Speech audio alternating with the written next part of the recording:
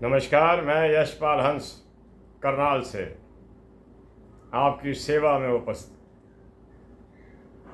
आशा है आप प्रसन्न होंगे। इससे पहले कि मैं आपकी प्रसन्नता के बारे में कुछ कहूँ, मैं पहले ये बता रहा हूँ आपको कि आज शनिवार है। मैं वार बताने आता हूँ। आजकल गर्मी बहुत पड़ रही है। दोपहर तक टेम्परेचर 46-45 के आसपास हो जाता है। वर्किंग कैपेसिटी कम हुई पड़ी है। खैर, आपको याद दिलाने ये आया हूँ कि आज शनिवार है और अभी शनिदेव आने वाले होंगे थोड़ी देर में। जय शनिदेव करते हुए तो उनको आप तेल दीजिएगा। सबसे पहले मैं उपचार की पहली लड़ी को लेता हुआ आपको ये बताता हूँ कि उनको तेल सरसों का अवश्य दिया करो। स्टील की लोहे की कटोरी में डाल दीजिए और उसमें अपना अक्स, अपना प्रतिबिंब देखिए, आंखें मिलाइए उस तेल के साथ और शनिदेव को जो उनके बाल्टी है उसमें जो शनिदेव की प्रतिमा लोहे की रखे बैठा होता है उसके ऊपर डालिए उसे। शनिदेव प्रसन्न होंगे। तेल उनको बहुत प्रिय वस्तु है। मेरे प्यारे बंधुओं, आज आपने पीपल पर भी जाना है। 4 पताशे रख खाना, शाम को 5 और 7 बजे के बीच में चले जाना। और जो लोग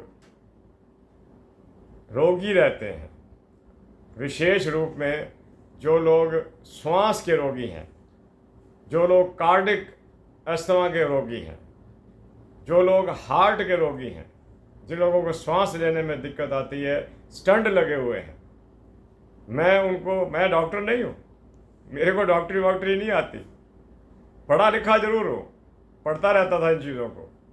वो पीपल के नीचे आधा घंटा जरूर बैठे। ये एक ऐसा एकमात्र वृक्ष है संसार का जो सुबह भी ऑक्सीजन देता है और पूरी रात को भी ऑक्सीजन देता है, जबकि बाकी संसार के लगभग सारे वृक्ष दिन में तो ऑक्सीजन देते हैं, रात को कार्बन डाइऑक्साइड देनी शुरू कर देते हैं, जो कि व्यक्ति के लिए कोई श्रेष्ठ वस्तु नहीं है। कार्बन डाइऑक्साइड अंदर चली जाए ठीक नहीं। मेरे प्यारे बंधुओं, मैं आपको उपचारों की ओर ले चलता हूँ। ये 2 उपचार तो मैंने आज आपके बता दिए आपको कि शनिवार है, शनिदेव को तेल, सिक्के आदि, सिक्के ना हो दे देना, अच्छे जो उनका गुजारा होता रहे। ये लोग समाज पर ही आधारित होते हैं।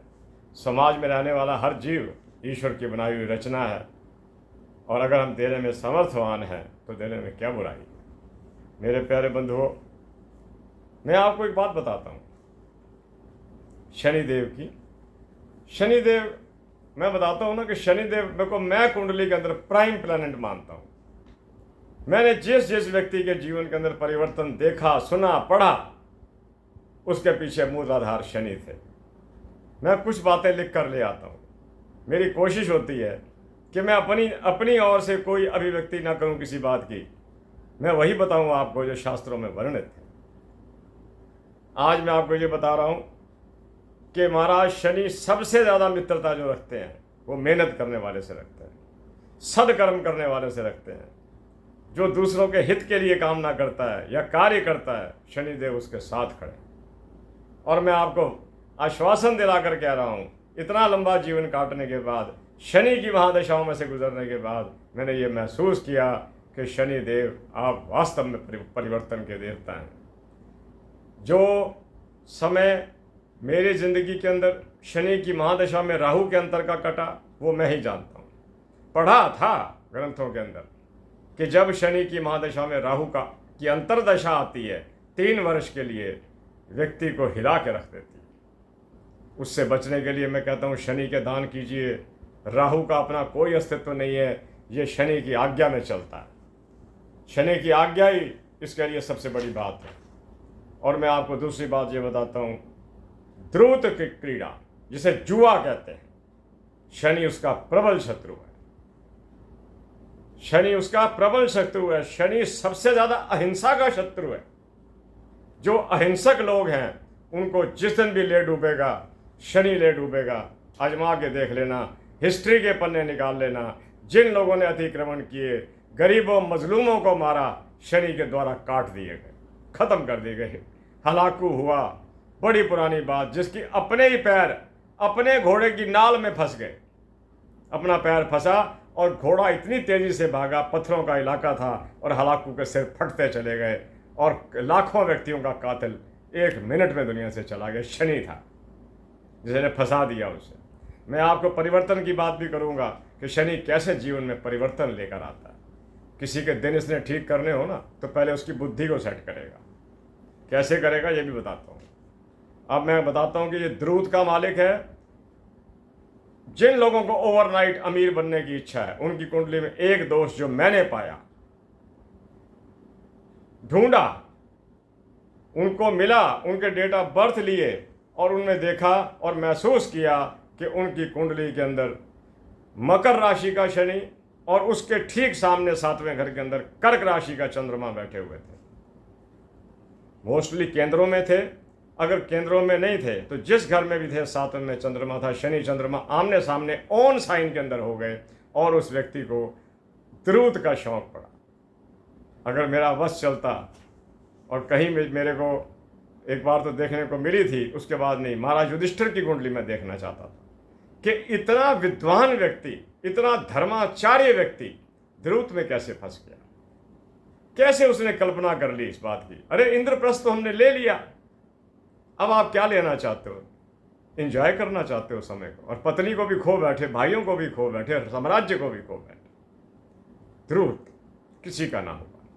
प्यारे बंधुओं, मैंने आपको बताया कि इसका कारण क्या बनता है कुंडली के अंदर। जब शनि अपने घर का होकर और उधर चंद्रमा अपने घर का होकर आमने सामने हो जाएं, सप्तम में हो जाएं, ये व्यक्ति की बुद्धि को, मन को शनि लगा देगा इस तरफ, आओ खेलो, और ये डुबो देती है बात। मैं आपको ये बता रहा था कि हमारे अंदर अपने आप को परिवर्तित करने की शक्ति होनी चाहिए। ये नहीं कि भाई कि हमें कोई भाषण दे रहा है, समझा रहा है, नहीं। अगर कोई कह रहा है तो हो सकता है हमारे लिए अच्छा कह रहा हो, करना तो हमने परिवर्तन है अपने अंदर। अब आपको मैं कथा सुनाऊं तो आप कथा सुनने को तैयार नहीं होते, आपको तो सिर्फ टिप्स चाहिए।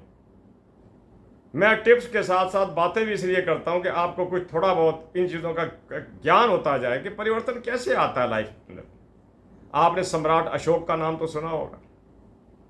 सम्राट अशोक आर्यव्रत भारत के उस जमाने के महान शासक हुए जिन्हें बाद में महान अशोक कहा गया, अशोका द ग्रेट। उन्होंने इतनी महानता करके दिखाई। अब क्या मन में आई? मन में यही आई कि मैं कलिंग विजय कर लूं। कलिंग उस जमाने में लोकतांत्रिक देश था। लोकतांत्रिक देश पर हमला कर दिया। वहाँ के लोग भी बड़े शक्तिशाली थे। उन्होंने राजा अशोक को जीत तो नहीं सके, लेकिन अशोक का नुकसान बहुत पहुंचाया। और उस युद्ध के अंदर महाराज अशोक ने जब बाद में युद्ध को जीतने के बाद जाकर उस स्थान को देखा और 1.5-2 लाखों को लोगों को मरे हुए देखा, उसके मन में परिवर्तन आया, विराग की भावना जाग गई कि ये मैंने कर क्या दिया।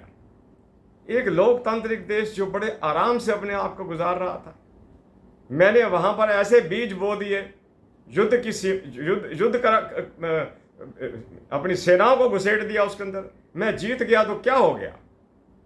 उसके मन में त्याग की एक भावना ऐसी आई, वो महात्मा बुद्ध को मिला। और महात्मा बुद्ध को मिलने के बाद उसकी ज़िंदगी के अंदर परिवर्तन, मैं परिवर्तन का शब्द उपयोग कर रहा हूँ। जो लोग रातों रात अमीर बनना चाहते हैं, अपने अंदर जिद के द्वारा परिवर्तन कीजिए, हठ के द्वारा परिवर्तन कीजिए कि नहीं, मुझे नहीं करना ये काम। हठ बहुत बड़ी ताकत है। अशोक ने हठ किया और वो बौद्ध हो गए। बौद्ध से मेरा अभिप्राय शांति प्रिय हो गए। उसके बाद युद्ध करना तो दूर रहा, उन्होंने बिल्कुल उन असूलों पर चलते हुए जनता की सेवा शुरू करी। सबसे पहले तो उन्होंने कलिंग के आर्थिक जो क्षति हुई थी उसकी पूर्ति करी। उसके बाद उनके मन में ना जाने क्या आया कि मुझे राज सत्ता का धन खाने की क्या जरूरत है, उन्होंने भिक्षा मांगनी शुरू कर दी। तो उनके मंत्रियों ने रोका, महाराज अगर राजा ऐसा करेगा तो जनता पर प्रतिक्रिया ठीक नहीं जाएगी। और महात्मा बुद्ध का भी आदेश था, क्योंकि महात्मा बुद्ध भी तो राज सत्ता राजा के परिवार से गए थे। सिद्धार्थ उनका बचपन का नाम था। तो जो चीज हमें अलाउ नहीं करती, राजा को भिक्षा अलाउ नहीं करती, नहीं मांगनी चाहिए। राजा को नहीं चाहिए कि दूसरे देश पर वैसे ही आक्रमण करे कि मुझे जो ज़मीन हथियानी है या पैसे हथियाने हैं। नहीं करना चाहिए। कलिंग ने अशोक का बड़ा नुकसान किया और उसकी बुद्धि को भी सेट किया कि नहीं, ये आपने अच्छा नहीं किया, इतने लाख लोगों को मारने का आपको कोई अधिकार नहीं है, शनि ने करवाया। और उसके बाद आप ये देखिए कि राजा अशोक ने कई वर्ष और शासन किया, बिंदुसार उनके पुत्र हुए और उसके बाद चंद्रगुप्त मौर्य भारत में आए। लेकिन राजा अशोक का इतना खौफ था, देखो आपको इतना शक्तिशाली भी होना पड़ेगा, इतना उनका भय था कि लोगों को पता लग चुका था बाकी राष्ट्रों को कि अशोक अब शस्त्र नहीं उठाएगा, लेकिन उनको यह भी पता था कि अगर ज़रूरत पड़ी और इसने उठा लिए तो ये हमें छोड़ेगा भी नहीं। इतना तो आप अपना प्रभाव भी समाज पर रखना, अच्छे इंसान बनना, अच्छे इंसान का भी अपना एक प्रभाव होता है, ये भी शनि की कृपा से होता है। मेरे प्यारे बंधुओं, मैं आपको बताता हूँ, शनि अगर किसी की कुंडली के एकादश भाव में बैठ जाए और कहीं नीच राशि का मेष राशि का हो जाए, मेष वृष और मिथुन राशि, देखिए मिथुन राशि इसके प्रबल शत्रु बुध की राशि है। बुध का किसी के साथ कोई बैर नहीं है, लेकिन शनि का प्रबल बैर बुध के साथ है। ऐसी स्थिति के अंदर भी व्यक्ति अनैतिक धन कमाने की कोशिश करता है। मैं इसका एक उपचार आपको बता देता हूँ। शनि का उपचार तो आप कीजिए कीजिए, नीच का है, मंगल के घर में बैठा हुआ है और ज़रूर अनैतिक धन कमाने की इच्छा देगा। बुध के भी उपचार करते रहना। मैं उपचारों के लिए एक और सिस्टम आपको बताने जा रहा हूँ थोड़ी देर के अंदर। अगर आपने या किसी ने शनि की दशा के बाद बुध की दशा आती है, मंगल चलेगा, राहु आएगा, बृहस्पति आएगा, उसके बाद शनि आएगा, शनि के बाद बुध आएगा, इनकी महादशाएं आएंगी। शनि के समय में, उसकी महादशा में जितने अनैतिक कर्म व्यक्ति करता है, बुध की दशा के आते ही वो सारे खुल जाते हैं, वो फाइलें खुल जाती हैं। कोशिश कीजिए, क्योंकि शनि कहता है कि मेरे समय में तो कर रहा है, आगे तेरा हिसाब मैं बराबर करता हूँ, मत करना ये काम और संभल के रहना। आज शनिवार के दिन आप हो सके पीपल पर तो आप जा ही रहे हैं, मुझे ऐसा लगता है, थोड़ा मीठा रखा और थोड़ा नज़ारा भी देखा करो कि कैसे कीड़े आके उसको खाते हैं, काले रंग के कीड़े। आगे मैं बता रहा था कि शनि एकादश भाव में बैठे, ये रोग बुध के अंदर भी है। अगर बुध भी 11वें घर में बैठे, हालांकि उसकी दृष्टि 7वें चली जाती है, 5वें घर के ऊपर, लेकिन व्यक्ति को अनैतिक धन कमाने में रुचि दे देता है, क्योंकि ये एक ऐसा प्लैनेट है जो नटखट प्लैनेट है। किसी को अमीर देखा तो अमीर बनने की इच्छा, किसी को संत देखा तो संत बनने की इच्छा, किसी को तांत्रिक बनते देखा तो तांत्रिक बनने की इच्छा।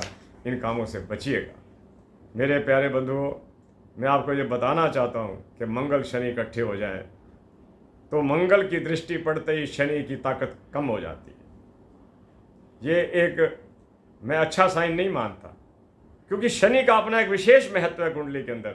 जो लोग बुलंदियों को प्राप्त हुए, चाहे वो आर्थिक दृष्टि से थी, चाहे वो सामाजिक दृष्टि से थी, चाहे वो राजनीतिक थी, चाहे वो ब्यूरोक्रेसी की थी, उनका मूल कारण शनि था। शनि कुंडली में पापी हो वो भी बुरा, शनि कुंडली में कमज़ोर हो वो भी बुरा।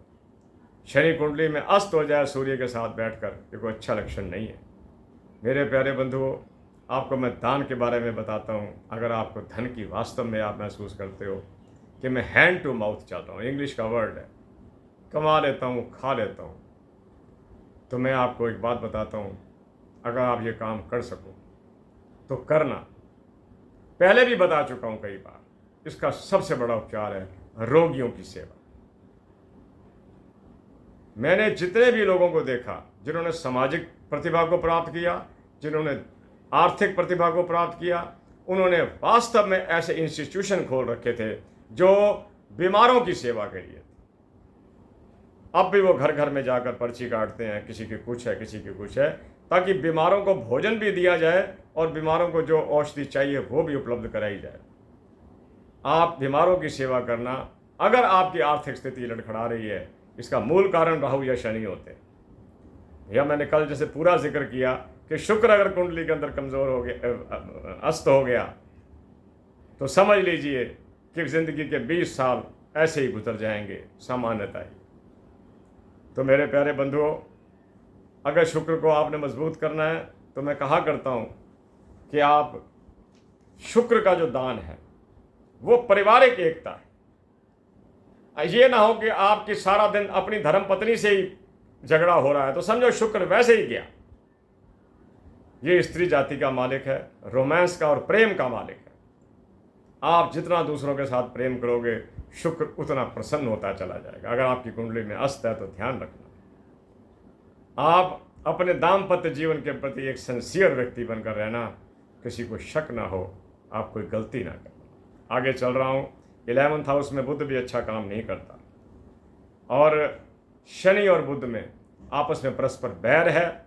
ये इकट्ठे बैठ जाएं तो ठीक नहीं है। बुध को किसी से बैर नहीं है, शनि को बुध से बैर। ये आपको तंग कर सकता है। एक मैं आपको जो आखिरी बात और आपके बड़े मतलब की बात बता रहा हूँ, जो लोग शनि की साढ़ सत्ती से ढैया से डरते हैं उनको डरने की कोई आवश्यकता नहीं है, जिनका मकर और कुंभ लगन है। मकर और कुंभ लगन के व्यक्तियों को ये साढ़ सत्ती का कोई दोष नहीं देता। ये मैं अभी पुस्तक में पढ़कर आया हूँ, पुस्तक मेरे पास पड़ी हुई। आप निश्चिंत रहिए। शनि अपनी महादशा के अंदर अगर कुछ ले लेते हैं तो अपनी महादशा को छोड़ते छोड़ते बहुत कुछ दे देते हैं। मेरे प्यारे बंधुओं,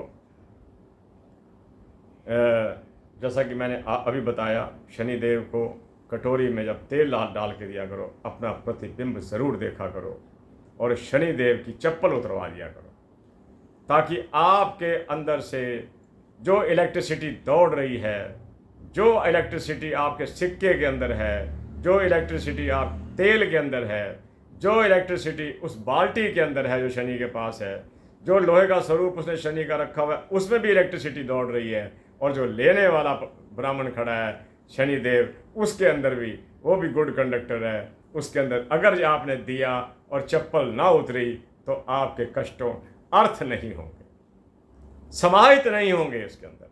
उसको समाहित करने के लिए उसको निवेदन कीजिएगा कि पंडित जी महाराज चप्पल उतार दीजिए, आपका काम बन गया। समझिए आपके बहुत सारे कष्टों का हनन होगा।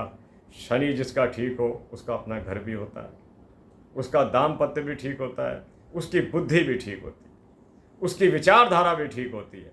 आपने कई लोगों को देखा होगा, हर काम जल्दबाजी, अभी हो जाए बस, मिनट 5 लगने चाहिए और वो काम ना हुआ। क्योंकि जो जल्दी करता है ना वो सोता भी जल्दी है। पहले तो जल्दी करेगा, ये काम कर दीजिए फटाफट फटाफट, फिर जब वो थक जाता है उस काम को ही भूल जाता है। ये भी शनि की देन। आप शनि को प्रसन्न रखिए। शनि आपके लिए बहुत हितकारी प्लैनेट है। आज याद इसलिए दिलवा रहा हूँ कि आज शनिवार का दिन है। आज 18 मिनट में आज का वीडियो पूरा करता हूँ। आप देखिएगा। मेरी शुभकामनाएं आपके साथ हैं और आप मेरे लिए शुभकामनाएं व्यक्त करते रहा कीजिए कि मेरे में शक्ति रहे, मैं आपसे बात करता रहूं। अपने जीवन के 60 वर्ष हो गए, आज 60 वर्ष हो गए। अभी टीन एज में था जब ज्योतिष को पढ़ना शुरू किया और तब से लेकर आज तक पढ़ ही रहा हूँ। बहुत लोगों का सहयोग मिला, ख़ास तौर पर मेरे उत्तराखंड वाले गुरुदेव जो अब दुनिया में नहीं हैं, उनकी बहुत याद आती। He was my maker. पहले तो उन्होंने मेरा रिफॉर्म किया, उन त्रुटियों को निकाला जो हर व्यक्ति में होती हैं। फिर मेरे को एक ज्योतिषाचार्य के रूप में नहीं, एक कथावाचक के रूप में खड़ा किया। कभी नहीं भूल सकता।